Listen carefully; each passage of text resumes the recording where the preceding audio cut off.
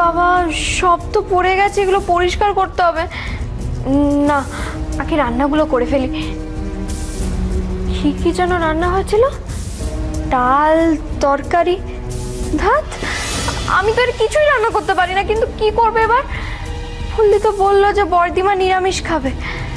কি করব দেখি, একবার চেষ্টা তো করি।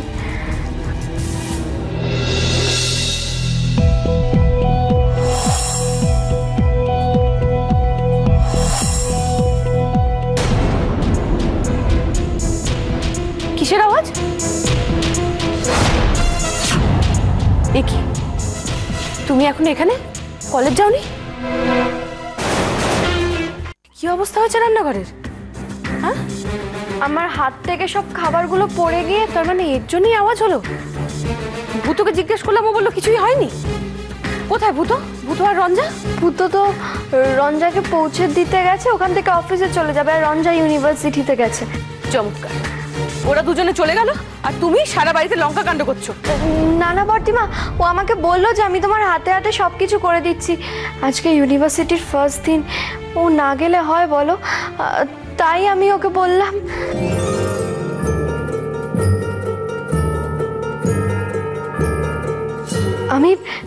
আমি সব গুছিয়ে পরিষ্কার করে দিচ্ছি বর্দিমা।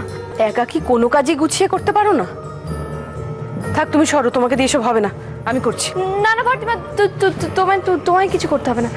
আমায় একটু সময় দাও, আমি সব ঠিক করে দেবো, সব করে দেবো।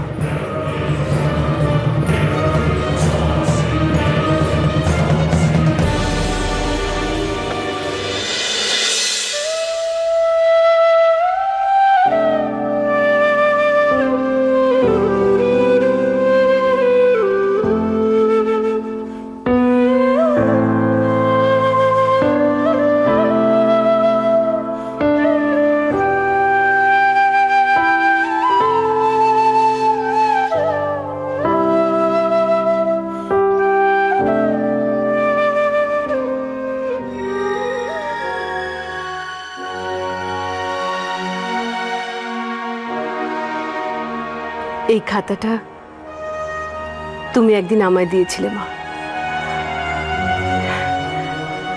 সারা জীবন এটা আমার খুব কাজে লেগেছে। কত পুরনো পুরনো কঠিন কঠিন রান্না আমি আমার ভাই বোনেদের করে খাইয়েছি। আজ থেকে এটা হয়তো অন্য কারোর কাজে লাগবে।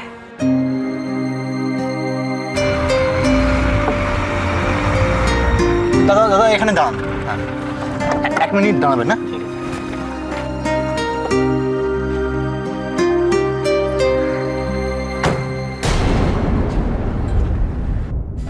মিছরি কোথায় শারণ? জয়ন্তদা, মিছরি আসতে পারেনি। সে কি, কেন?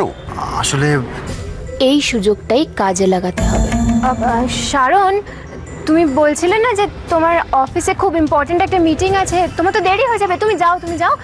আমি ওনার সাথে কথা বলছি, আমি ওনাকে সবটা বুঝিয়ে বলবো। সেই ভালো। জয়ন্তদা, আপনি জানেন তো মিস্টার চক্রবর্তীর সঙ্গে আমার আজকে একটা আর্জেন্ট মিটিং আছে। আপনি বরং রঞ্জার সঙ্গে কথা বলুন, আমি আসছি। কেমন? এই শারণ, সাবধানে যেও, হ্যাঁ? আর পৌঁছে আমাকে অবশ্যই একটা ফোন করো। হ্যাঁ ঠিক আছে, আমি আসছি। দাদা চলুন।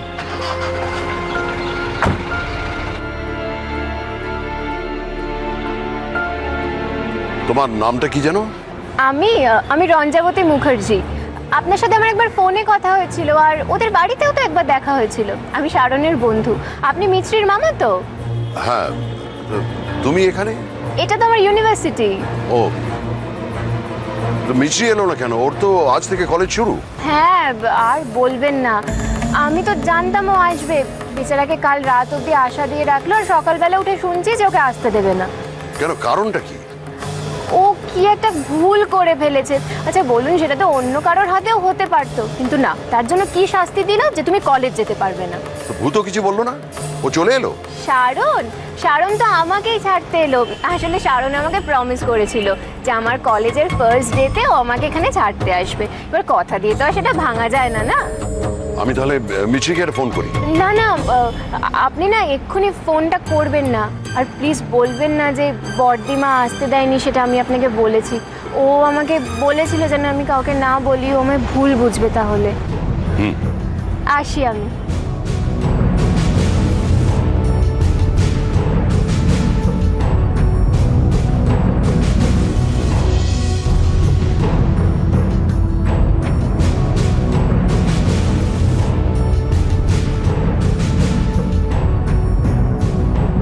সেই মেয়েটাকে এইভাবে আঘাত দিল।